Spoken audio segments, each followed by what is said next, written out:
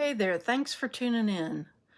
This week, a federal judge issued a provisional nationwide block on Donald Trump's executive order that would have denied birthright citizenship to children born in the United States to non-citizen parents.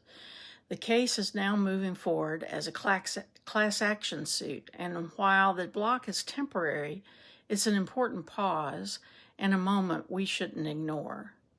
Here in Kentucky, that pause matters.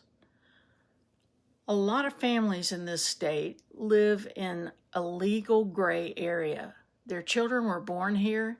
The parents may not have legal status, but they've built lives working in agriculture, food service, caregiving, or in university jobs. The executive order, had it gone into effect, would have put those children's citizenship in question. It also would have disrupted their access to public services. That means school enrollment, Medicaid, immunizations, school lunches, and all of that suddenly up in the air. I'm not exaggerating when I say the order tried to overwrite part of the Constitution. The 14th Amendment guarantees that anyone born in this country is a citizen, regardless of who their parents are. That amendment was written after the end of slavery. It was meant to protect against future leaders deciding who gets to count. This executive order went straight around that by decree.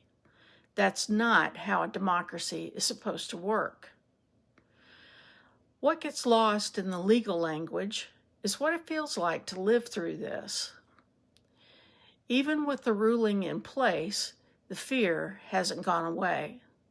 Families were already on edge, and now they're unsure where they stand. Clinics don't know what to tell people. Schools don't know what to ask for. The system gets foggy, and people start pulling back. That's the quiet kind of harm authoritarianism causes. It doesn't always come with a headline. Sometimes it looks like silence.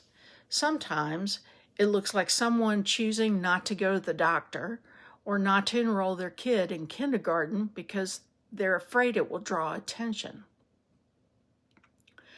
I've heard people say this is a national issue, not a Kentucky one, but that's a false comfort. Kentucky isn't immune. Immigrant labor supports this state. It props up farms, restaurants, elder care, and immigrant families are part of our communities. When we distance ourselves from their rights, we're not just being unfair, we're being short-sighted. We count their children in our census and in our classrooms, but too often we hesitate to defend their place here, and that kind of moral detachment has consequences.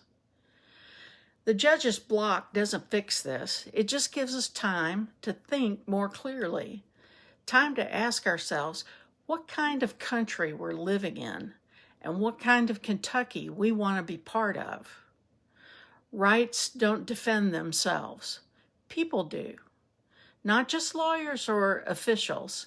It takes teachers, neighbors, clerks, voters. It takes all of us. This was a test, and in many ways it still is. Either the Constitution applies to everyone born here, or it doesn't. Either we protect it, or we don't. Here in Kentucky, we need to decide if we're going to defend the people we depend on, the families next door, the kids in our classrooms, the parents working early shifts.